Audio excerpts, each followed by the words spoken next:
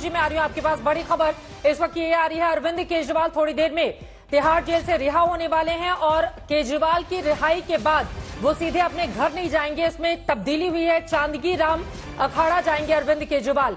चांदगी राम अखाड़ा से road show करते हुए घर जाएंगे, यानी कि पूरी ताकत दिखाने की कोशिश यहां पर आम आदमी पार्टी की ओर से की जाएगी। पंकज जैन हमारे संवाददाता जुड़ चुके हैं। पंकज, क्या खबर है, अखाड़ा जाने के पीछे क्या वजह बताई जा रही है?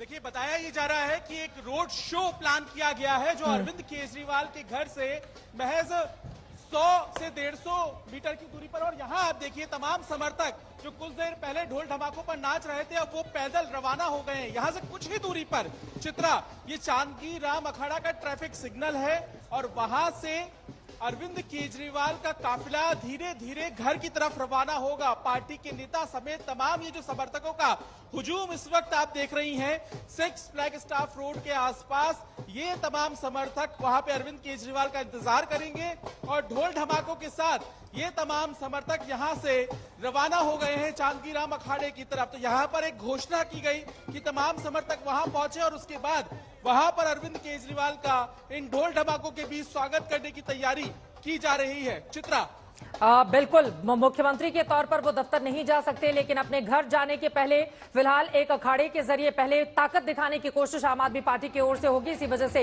आप देख रहे हैं पंकज जैसा कि जानकारी दे रहे हैं, पहले अखाड़ा जाएंगे, वहां से रोड शो करते हुए फिर उसके बाद वापस आएंगे। हमारे साथ स्टूडियो में संगीत रागी जी भी आ चुके हैं, लेकिन आशुतोष जी उसके पहले आपकी टिप्पणी लेते हुए, लेकिन मुख्यमंत्री न दफ्तर जा सकते हैं, मैं आ रही हूं संगीत जी, एक उनकी बात हो जाए, ना वो दफ्तर जा सकते हैं, ना मुख्यमंत्री के तौर पर बिना एलजी की परमिशन को दस्तखत कर सकते हैं। ऐसे में बीजेपी मांग कर रही है कि जब कोई कामकाज ही नहीं कर सकते तो फिर तत्काल वो इस्तीफा दें।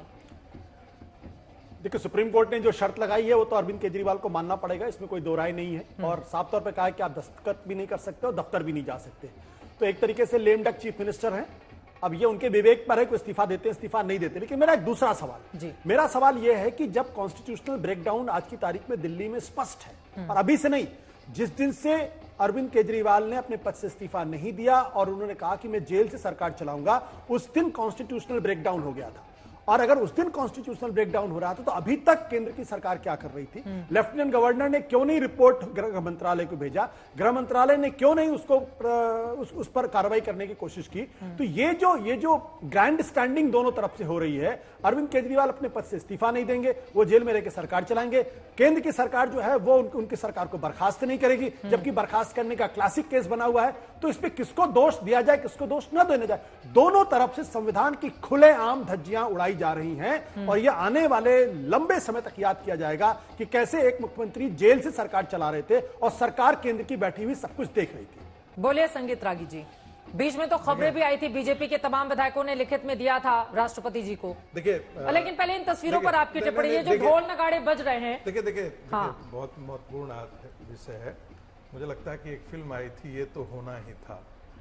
तो जिस दिन ये मामला रिजर्व रख दिया गया था सुप्रीम कोर्ट में, उस दिन ये पता था कि अरविंद केजरीवाल को जमानत मिलने जा रहा है। दूसरी बात, जब इस देश में न्यायपालिका टेरर को फंडिंग करने वाले को बेल दे सकती है, और वो भी किस बात के लिए? इलेक्शन कैंपेन के लिए दी जा सकती है। जब न्यायपालिका इलेक्शन कैंपेन के लिए शराब घोटाले में बंद एक मुख्यमंत्री को इसलिए बेल दे सकती है कि भाई इनको इलेक्शन कैंपेन के लिए इनको बेल दिया जाना चाहिए, और आप बेल में शर्तें कैसी लगा रहे हैं? वो मुख्यमंत्री के तौर पर काम नहीं कर सकते हैं, वो फाइल नहीं साइन कर सकते हैं। तो अरे भाई, जब एक कुछ कर ही नहीं सकते हैं तो वो रहेंगे किस लिए?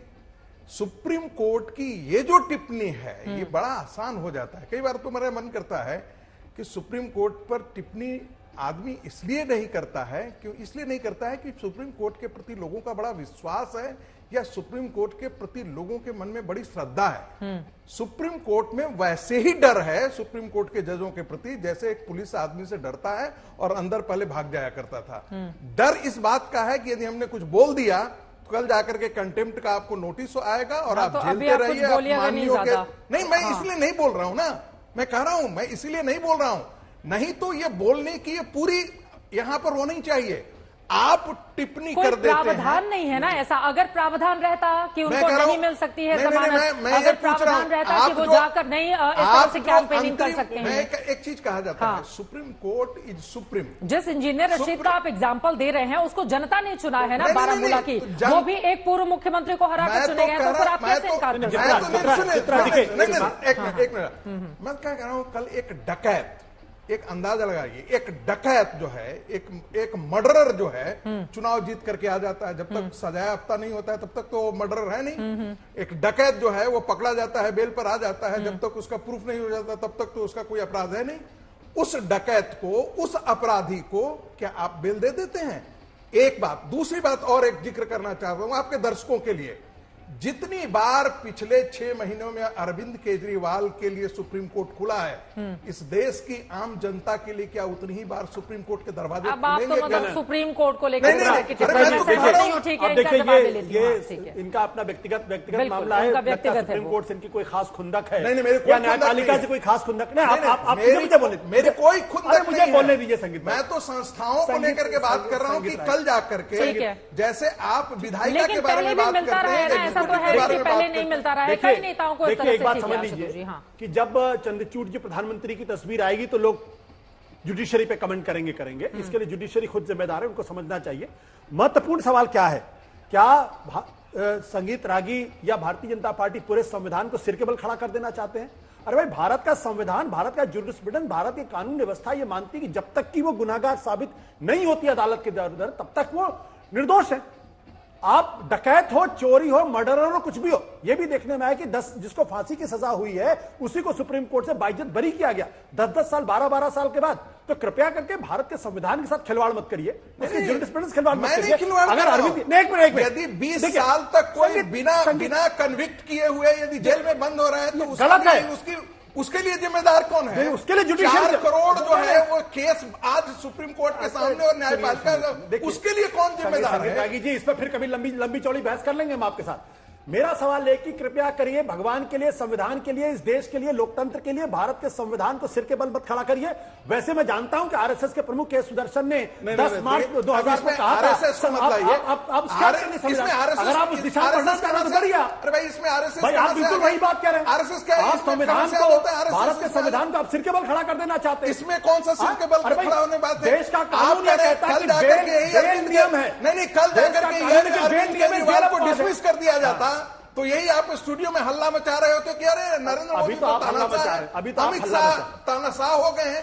कल जाकर के कांग्रेस की तरफ से आप ही बैट लेकर के, और बैट और बॉल आप ही का होता, बॉल भी आप ही करते और बैटिंग भी आप ही करते, और बोलते कि ये तानाशाह जो है वो पूरी की पूरी सरकार जो है वो तानाशाह से जुड़े हुए हैं जो खुलेआम संविधान को स्क्रैप करने की बात कहते हैं। एक बार नहीं, 10 बार रज्जू भैया ने बाकायदा इंडियन एक्सप्रेस में आर्टिकल लिख के कहा है, और आपके सुदर्शन जी ने 10 मार्च 2000 को कहा कि स्क्रैप द कॉन्स्टिट्यूशन। आप उसी दिशा में आगे बढ़ रहे हैं। अरविंद केजरीवाल को बेल क्या मिल गई, आप सुप्रीम कोर्ट में टिप्पणी कर रहे हैं। देखिए, और आप कह रहे हैं कि मुझे इस बात का कोई डर नहीं, कंटेम्प्ट हो जाए। मैं तो कह रहा हूं, कल कपिल सिब्बल यदि सुप्रीम कोर्ट के जज पर टिप्पणी कर रहे हैं, पहले यदि टोपी पहन करके यदि इफ्तिहार पार्टी में चले जाया करते थे जजेस, तो उस समय टिप्पणी नहीं करना था कांग्रेस पार्टी को। वो भी गलत, ये भी गलत है। नहीं तो उस समय गलत है, नहीं उस समय किसी ने क्यों जिक्र नहीं किया?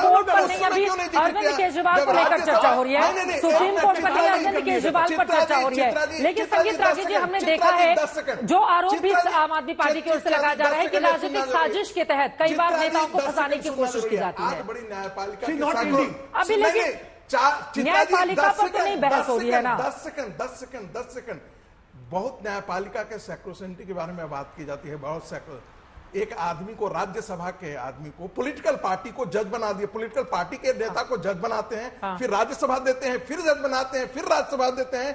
ये तो कांग्रेस के ही कुकर्म है ना, ये कांग्रेस के ही दुष्कर्म है। आप भी तो वही कुकर्म कर रहे हो।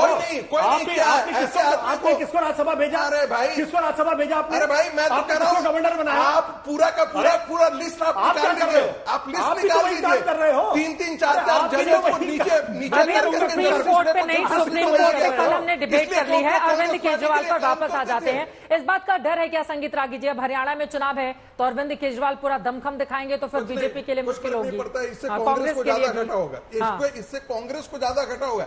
राजनीतिक तौर पर मैं मानूंगा कि ये जो निर्णय है कांग्रेस के लिए ज्यादा घाटे के लिए होगा, भारतीय जनता पार्टी के लिए। आशुतोष जी, हाँ, कांग्रेस के लिए ज्यादा मुसीबत होगी हरियाणा में। देखिए, हरियाणा की राजनीति में कोई फर्क नहीं पड़ने वाला।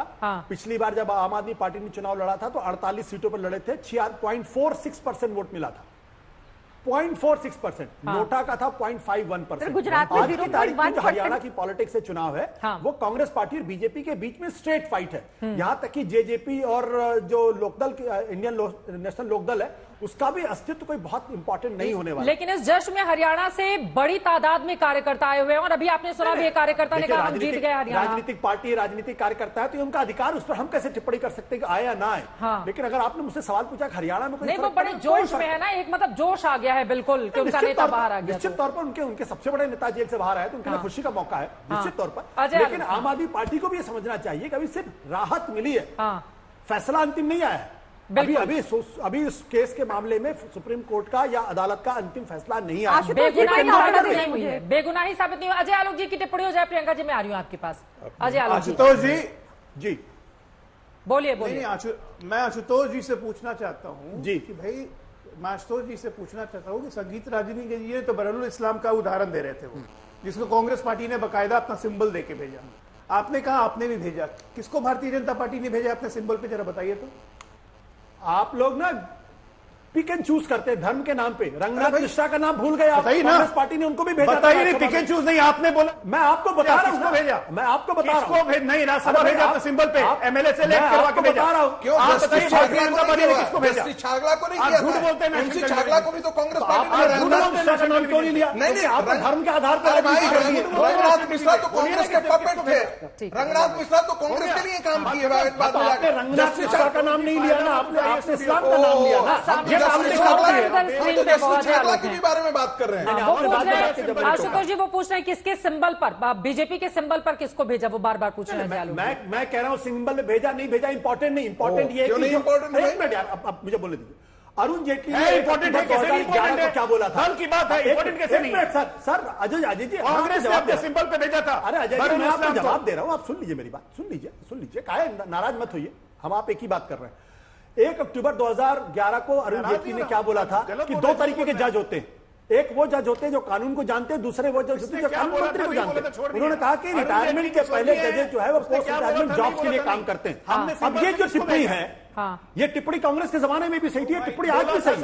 पी सदाशिवम को आपने चीफ जस्टिस के पद से हटे, रंगनाथ मिश्रा का खुला उदाहरण है। रंगनाथ मिश्रा को वही काम कर रहे हैं जो कांग्रेस ने किया, आप तो वही काम कर रहे हैं जो कांग्रेस ने किया। आप देखिए कैसे ये, जब हमें बेल रिजेक्ट हुई थी तब कह रहे थे हमने शराब घोटाला किया है, बेल मिल गई है तो इनको दिक्कत है।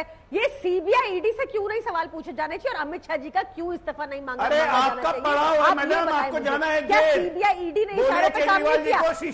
कीर्तन करेंगे। ठीक है।